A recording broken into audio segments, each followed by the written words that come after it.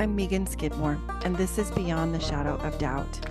I am a woman, daughter, sister, spouse, mother, life coach, and person of faith on a mission to normalize asking questions and allowing doubts, not only in a faith journey, but in all aspects of life. Join me in bringing this traditionally taboo topic out of the shadows of shame and into the sunlight.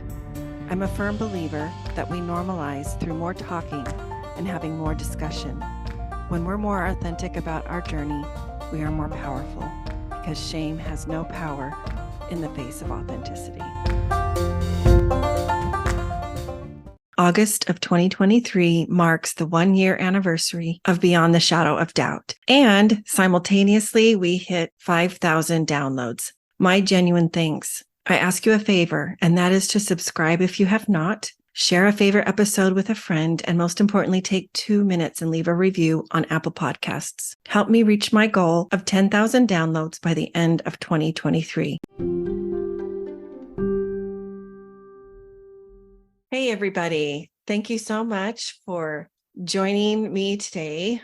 It is a pleasure to have my guest with us here, Raffaella Palmisano. I hope I said that correctly, but everybody calls you Raffy. Raffy and I met through some parenting groups, as there are several who offer support for parents of LGBTQ plus kiddos. And I really appreciate Raffy being willing to come on today and share her story.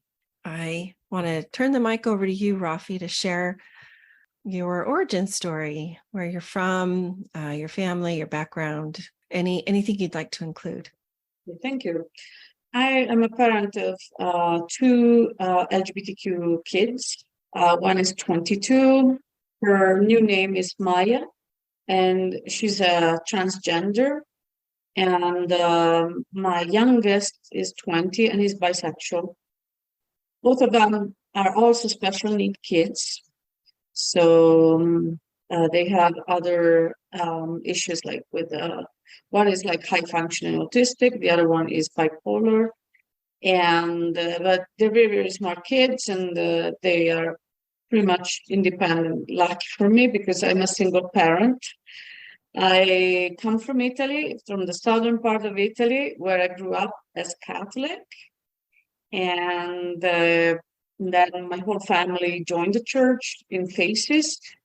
And then I went on a mission. I went to BYU, did the whole cycle of, I raised my kids in the church for all these years, and hoping that someday they would become missionaries just like I was. But I got a different outcome than what I had planned for them when they told me. They came out to me at different times.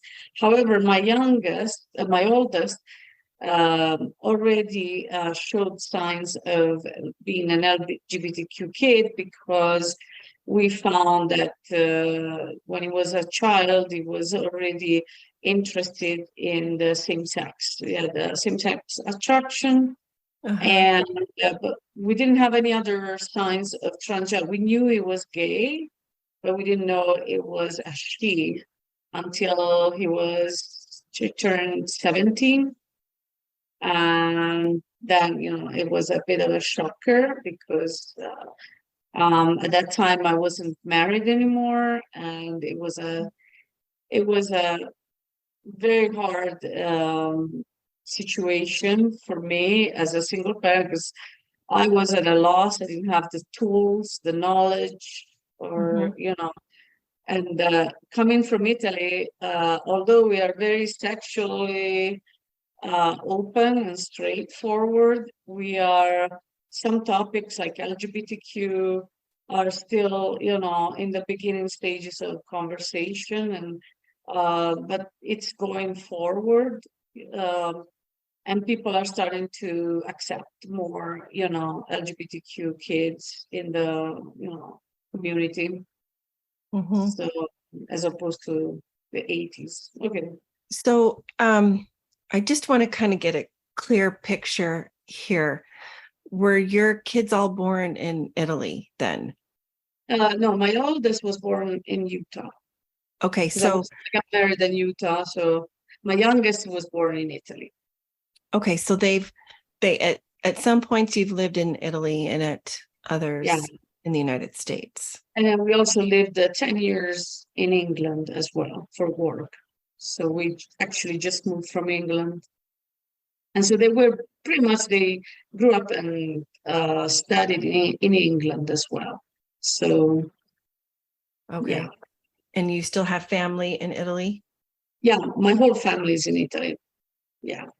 So when you say that in Italy, in the Italian culture, you're very open in general as a Yeah. people and talking about Yeah.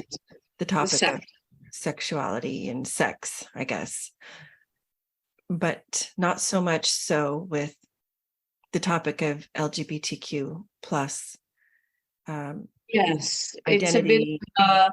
taboo. Not in my generation, probably not, but the older generation it is. And it's something that is usually swept off, under the rug. And but it's not a big issue.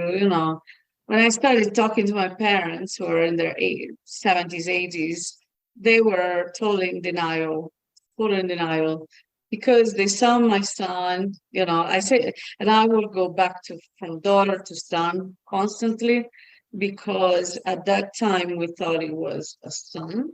Mhm. um, and they were in denial. They didn't think that transgender was an actual psychiatric diagnosis, because we in England, when my son came out as daughter, as the female, we had to go through a lot of checks. So we went to a psychological check with the English mental department, and they only diagnosed low mood, because at that time my daughter was suicidal, and so she attempted suicide a few times. And then a lot of charities, because the government doesn't really give a lot of support, so we had to go to charities that basically have like hotlines and things like that for kids.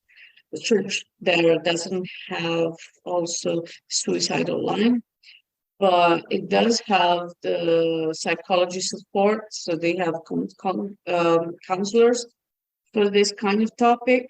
And only luckily recently, these counselors were advised not to use the conversion therapy.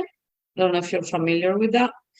Yes. Uh, but yeah, so luckily we found a good counselor that wasn't doing that.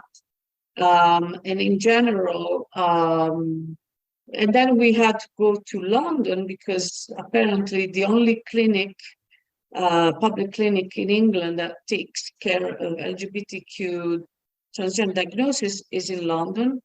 So if you have any hope to get HRT, you have to go through a psychiatrist, and it takes around 3 years of wait to see a government psychiatrist for free.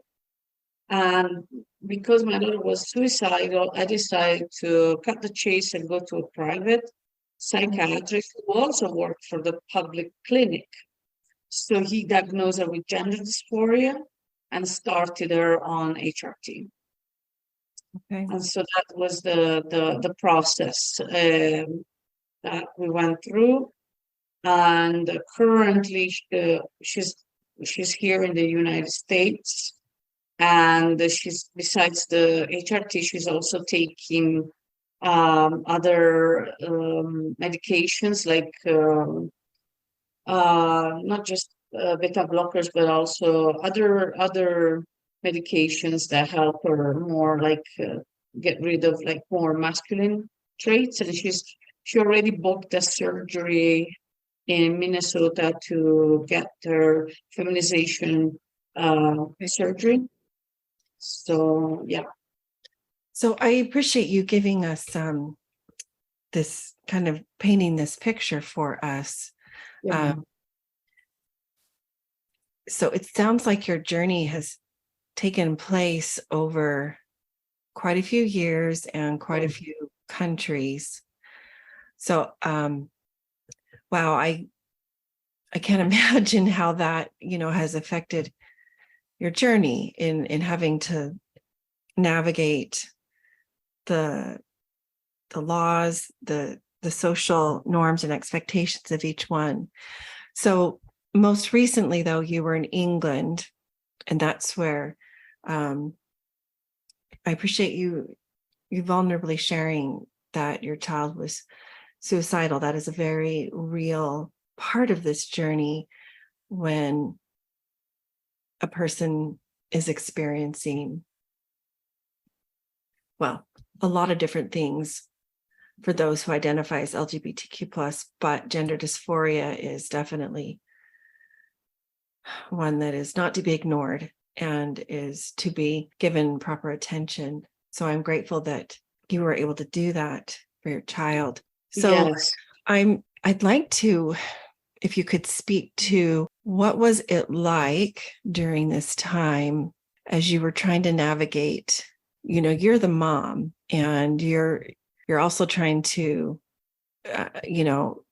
navigate your own journey as a parent to this child, but all the other children.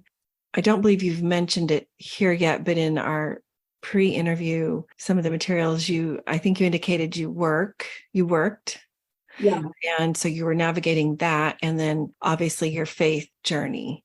That's a lot to juggle. Imagine when my daughter was suicidal, I suffer from anxiety and panic attacks, and because that's where it started having. I mean, I've had a long journey, like difficult time. Besides the LGBTQ issue, was also with my personal life and ex-husband and work life. It was a big mess. So adding this to the already big pot of issues didn't really help. My health went downwards. I was subject at that time. I had about 5 surgeries, and not to mention that anytime my daughter was trying to suicide, I always drove to work every day with my boot, the trunk full of knives, pills, uh, cables, cords, anything that she could use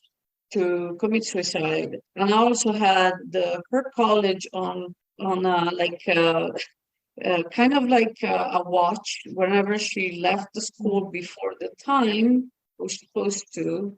That they would call me at work. So we had a kind of a team around my daughter to prevent her from committing suicide. I had the paramedics a few times coming over, the police coming over.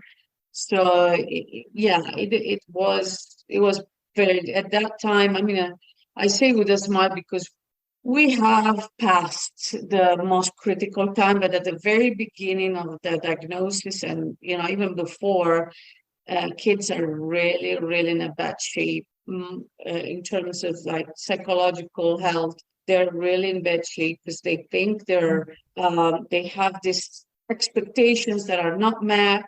Their life is not going to be the same as every other kid. Couldn't relate to other kids. I took her to like social groups for LGBTQ. She cried every time she would go there. Then I had to stop because she couldn't relate to the other ones.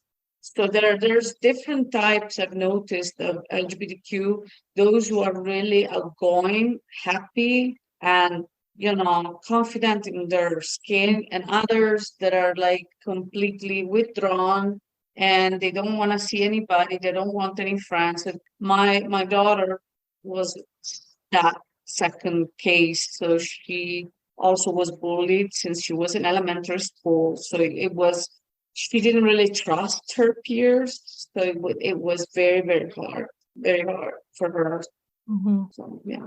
So can you speak a little bit to, how was it navigating your faith in this time? You were raised Catholic, but then you said your family did convert to the LDS church in Italy. Yes. And you did serve a mission. So I'm assuming all of your kids were born into the LDS church.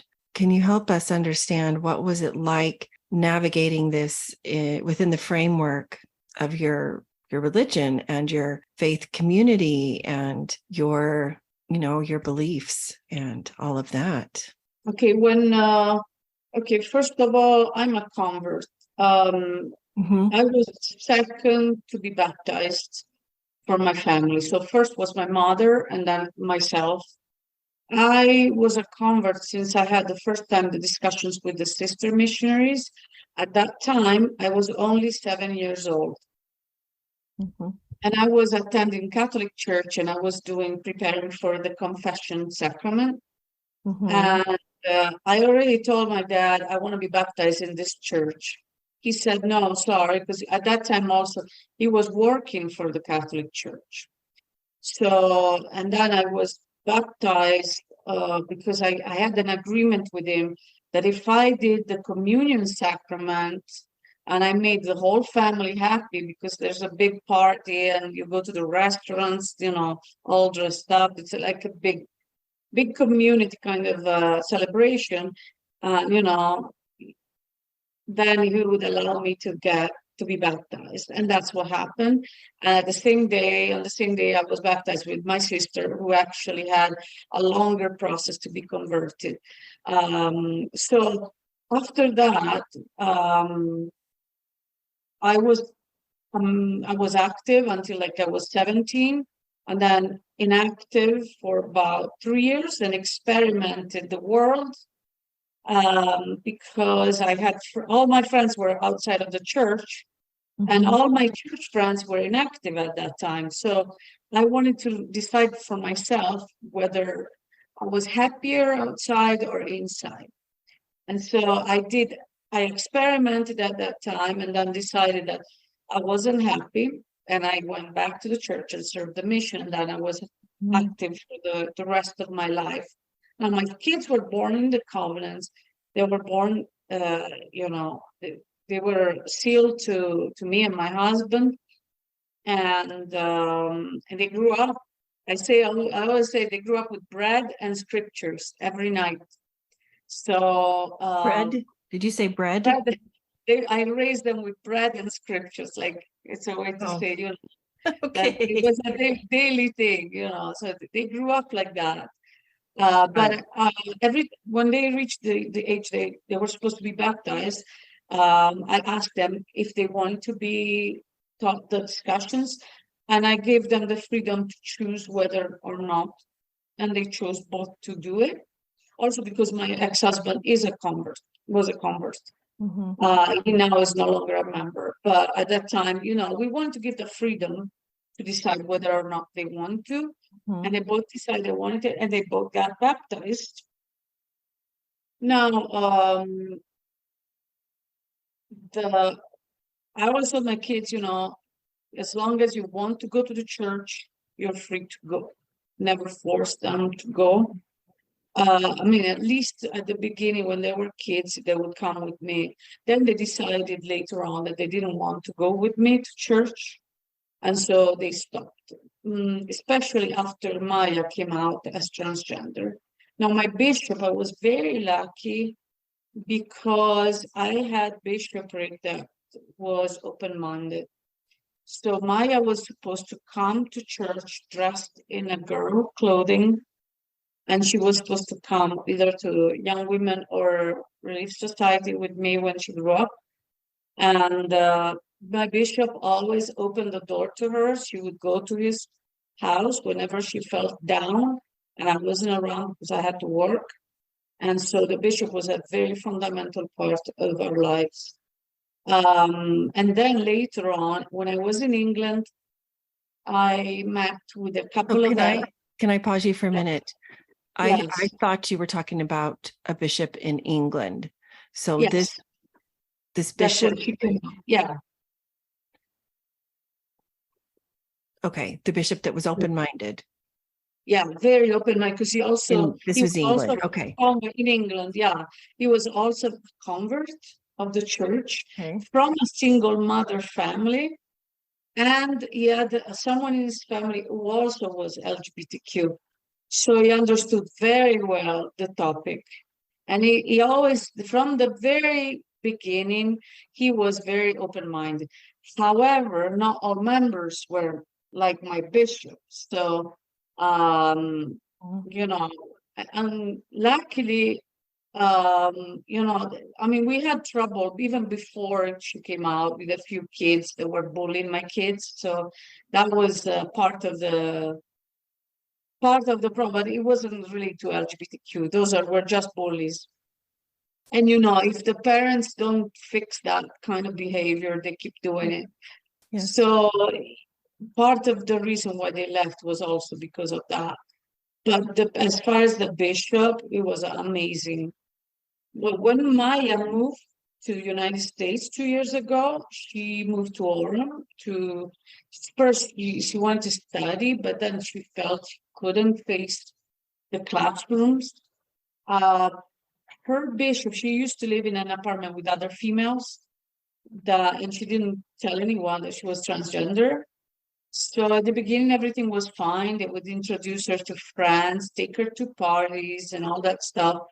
Then I think they realized that she wasn't physically a woman, she was a male.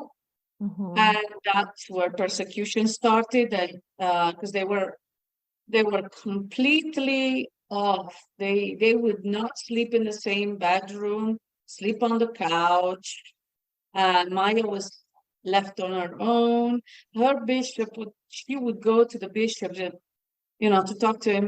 The first thing he asked her was if she had a surgery down there. And I was shocked by that. I was like, oh wow. And the Bishop next asked that. Yeah, first question was that. It's like, have you had a surgery down there? He was trying to decide, what do I do with this? Should I give her the sacrament? Should I consider her an active member? Because there's a manual, there's rules in the manual that says if she does HRT, she's not allowed to do that. If she does surgery, I don't know. I think he was very, I think he probably didn't have the experience, because then he wrote a letter to my English bishop. And my English bishop said, I don't want to show you the letter because it's very offensive. And he even said, I think this guy is messed up. This was my English bishop. He said, I don't want you to read because you would get upset. He said, it's totally off. So Sorry he, to hear that. this is my English bishop. He replied, oh, now that's what I'm trying to say. In England, all the stakes had a specific training on LGBTQ kids. And the training was given by high priests who were gays themselves, that were lived as gays until a certain age, and then they decided to get married with women.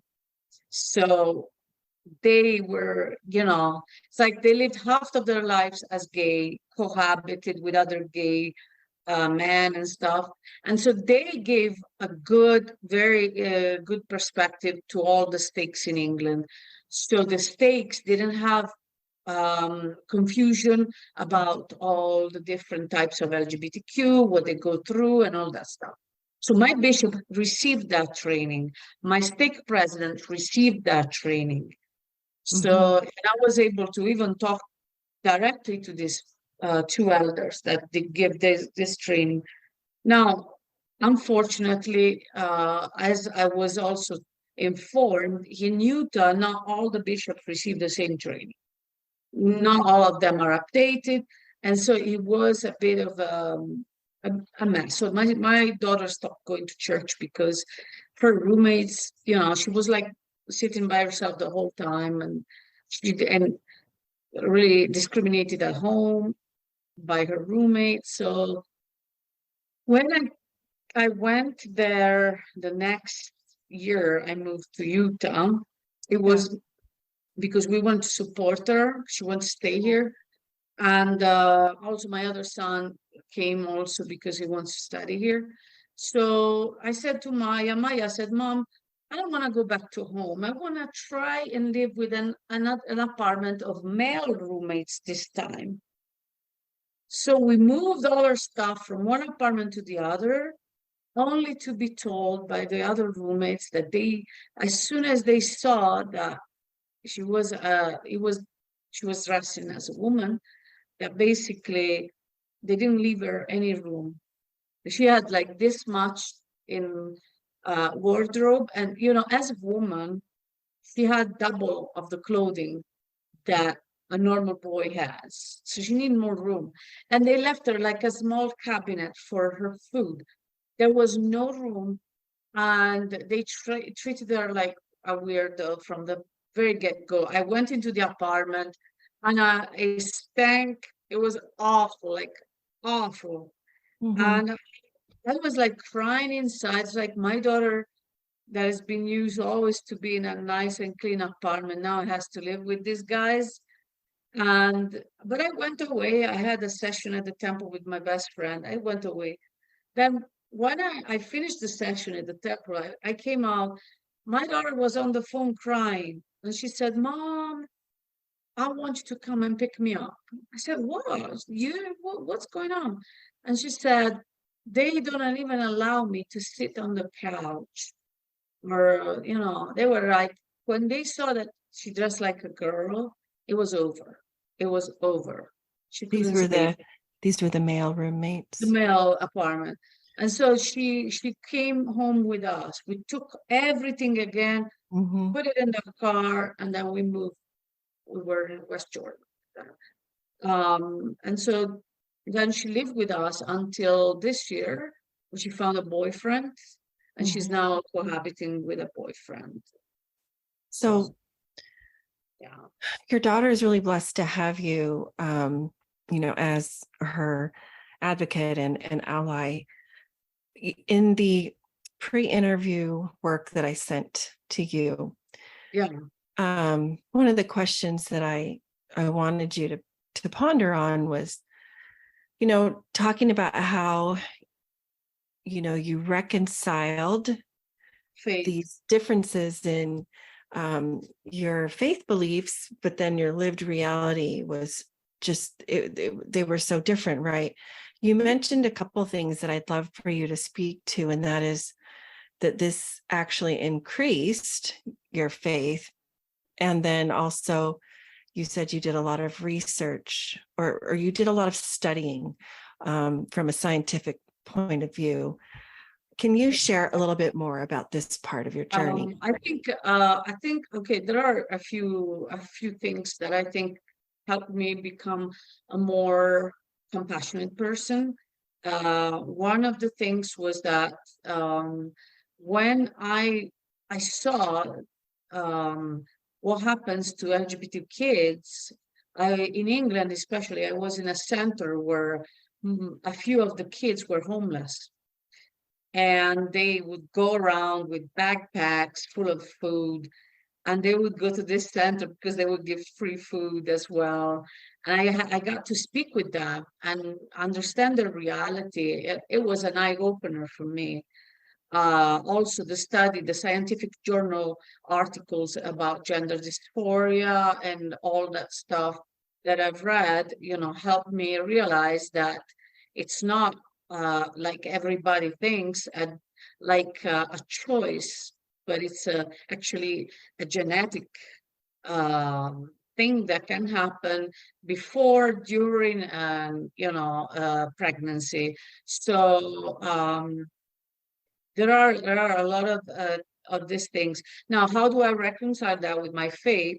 Is that I grew up thinking mother and father and family, like the idea of the LDS Church is that as a family we get sealed and we all reach exaltation all together as a family, right?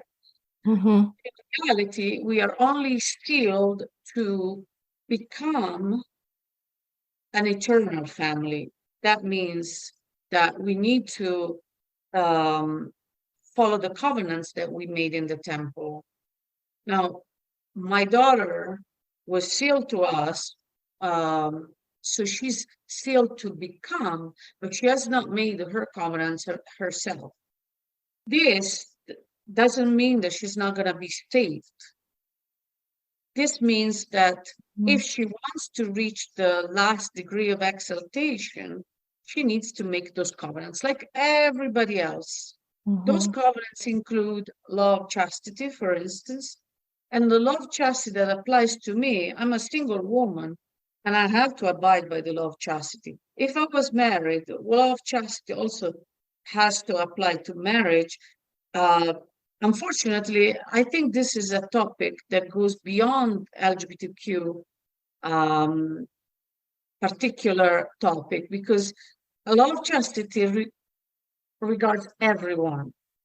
A man that watches pornography, for instance, is a man that has decided to let some influence of that pornography in his life.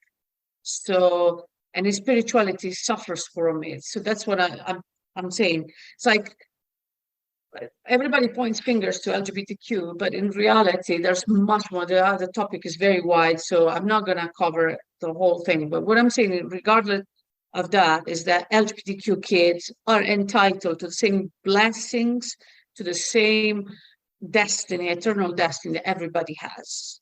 And the fact that they are attracted to the same sex, and Mhm. some of them, as most of them, cannot help it because not all of them are bound to celibacy. Some of them are, um, you know, they're simply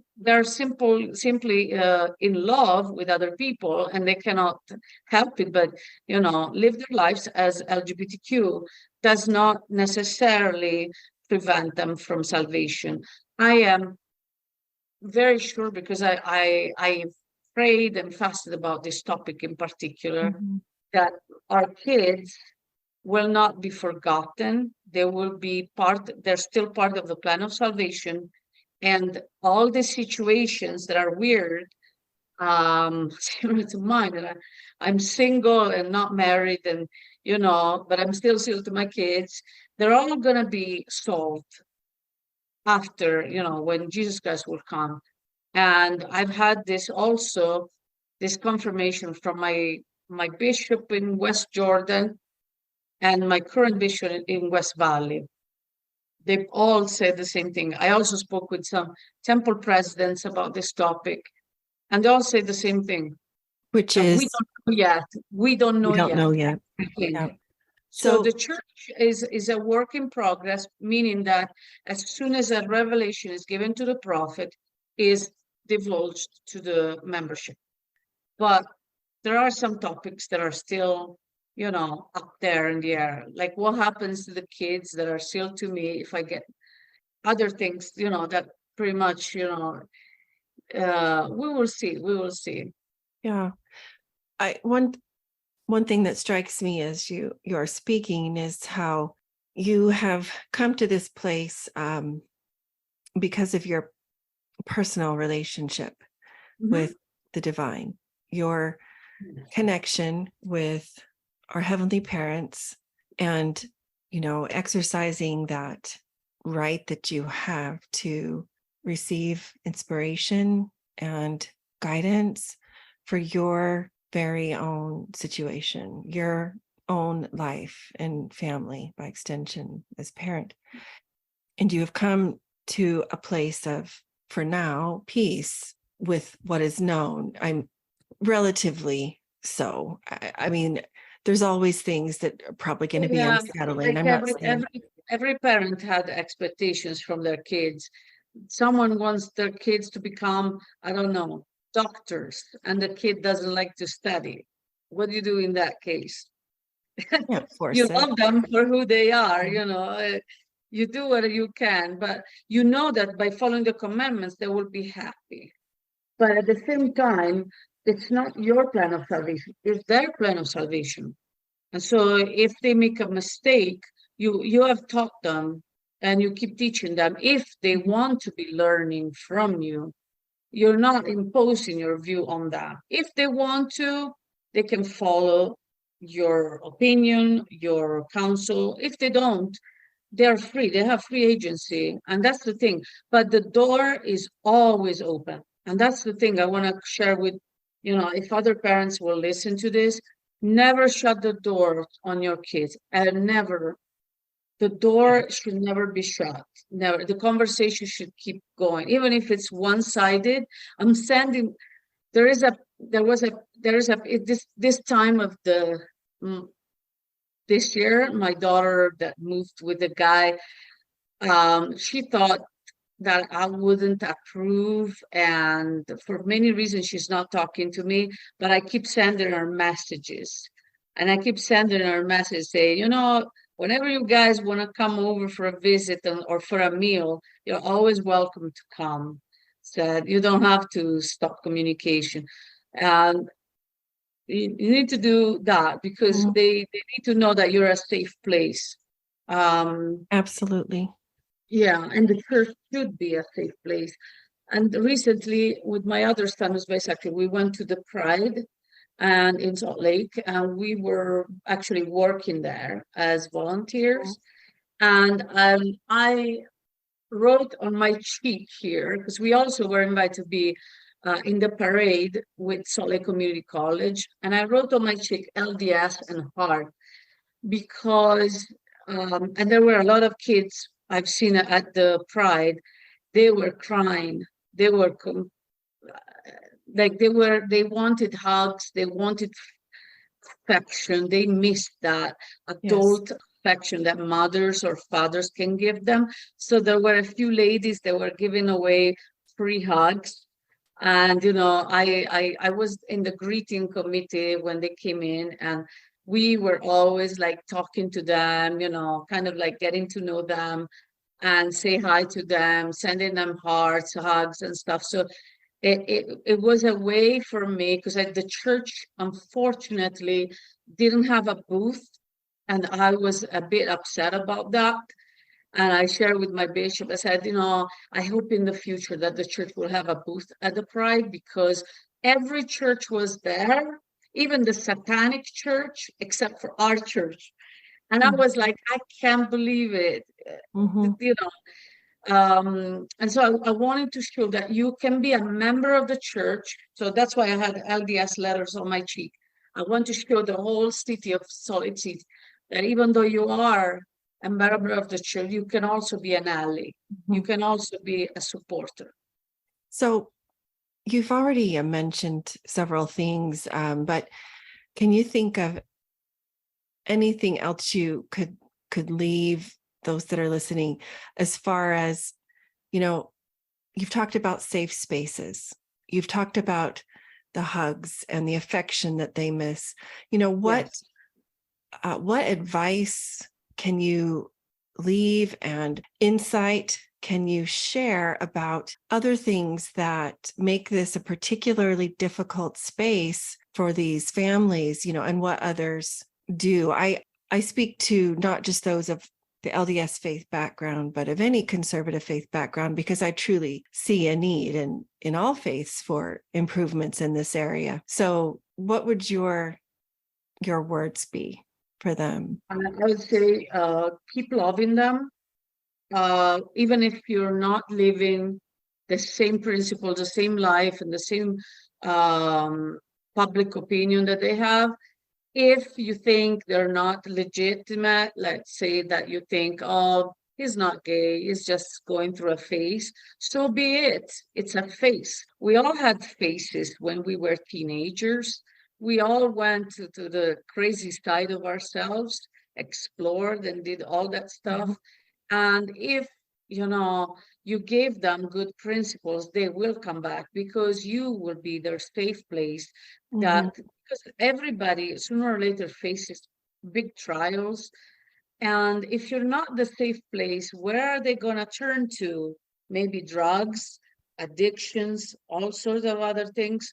Isn't it better if they turn to you, they come back home, they talk to you? So I think that's the way I reason. I've probably been on the other side. I never want my son or my daughter now to get a facial surgery. I think she's beautiful as she is, but she wants that because she will feel more confident to be in public. So if that's the case, we need to be supportive of that.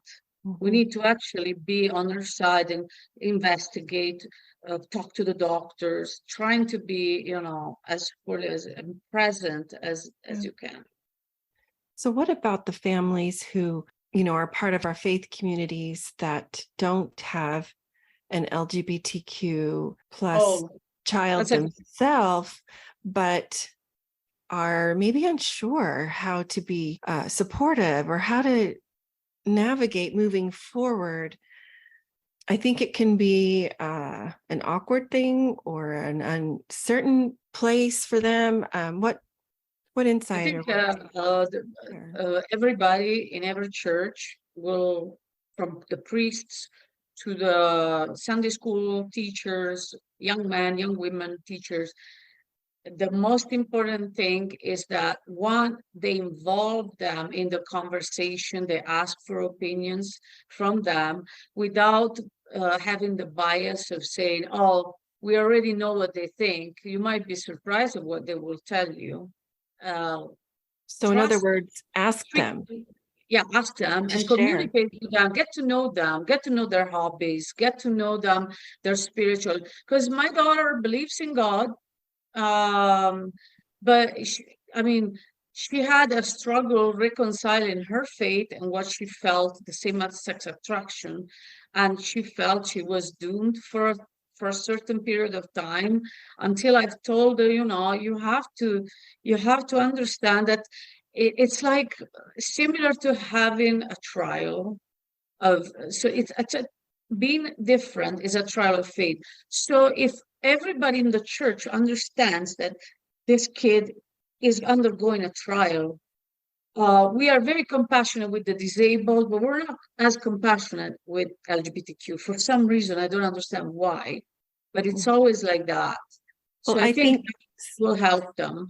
Sometimes I think because it's viewed as a choice, and that might be the case, but if it is, it's rare in my experience. One thing that I can assure you is that an LGBTQ does not jump sexually at any opportunity they have.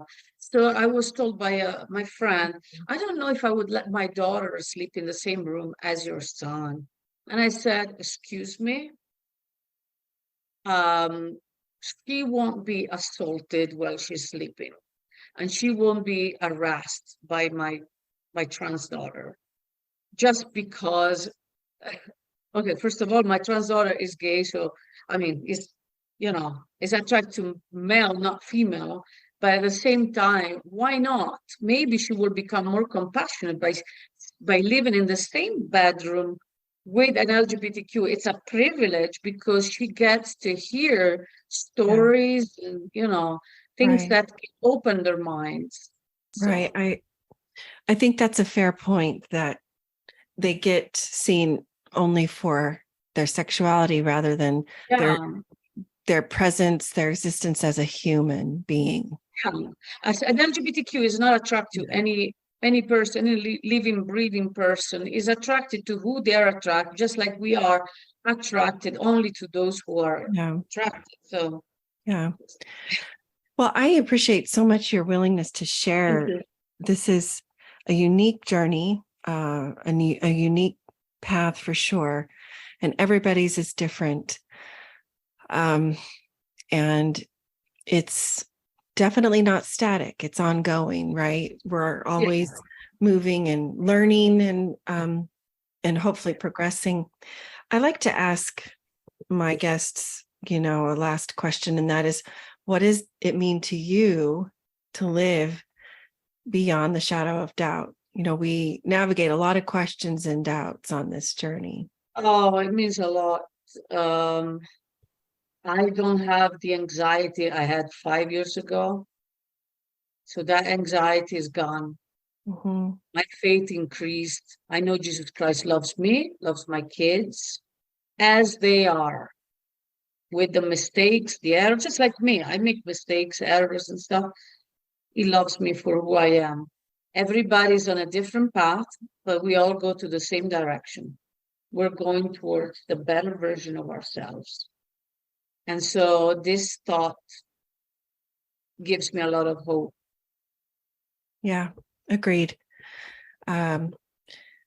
You wrote in the pre-interview questions, you said to know that Heavenly Father and Jesus Christ are behind you every step of the way. I loved that response of living beyond the shadow of doubt. I think that you are where you're at because you did lean into your doubts. You didn't ignore them. You didn't run from them. You took it upon yourself to study them and to pray about them and to make your way forward. And that says a lot.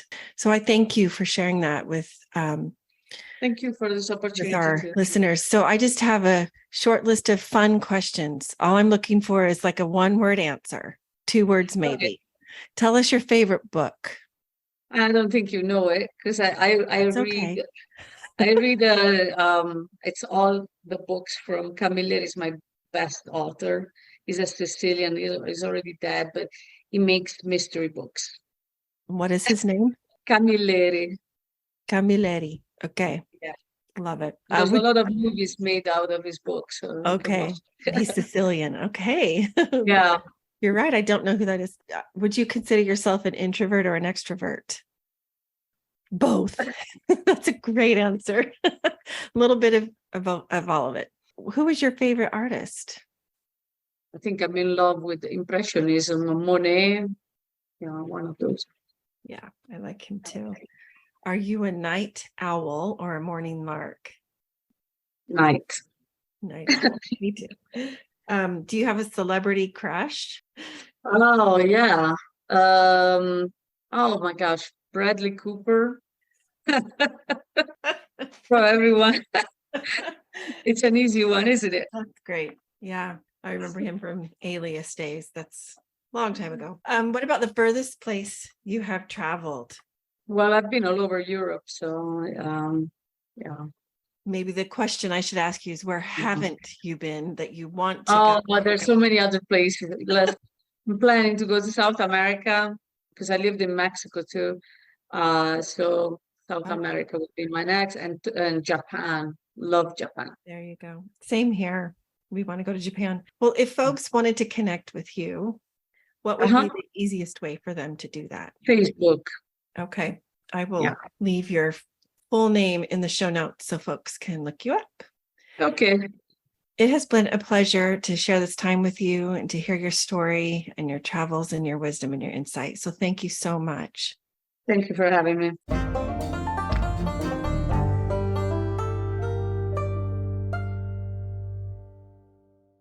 Come join me in Hopeful Spaces, a Dallas Hope Charities component of Hopeful Discussions, which is sponsored by Mercedes-Benz Financial Services USA. Hopeful Spaces is a monthly parent, caregiver, and ally support group facilitated by Megan Skidmore Coaching. To join is free. Simply send an email to chc@dallashopecharities.org. Visit meganskidmorecoaching.com, where you can find this podcast, as well as additional free resources. Check the podcast show notes on any platform for links to sources cited. Follow me on Facebook or Instagram for more and to send me a DM. To help the podcast grow, please follow, rate, and review, as well as share it with a friend. Beyond the Shadow of Doubt is a proud member of the Dialogue Podcast Network, which is a part of the Dialogue Journal found at dialoguejournal.com/podcast network. Founder Eugene England was a Mormon writer, teacher, and scholar who wrote, "My faith encourages my curiosity and awe. It thrusts me out into relationship with all creation and encourages me to enter into dialogue. My hope is that this podcast is an extension of that vision." Thanks for being here. Until next time.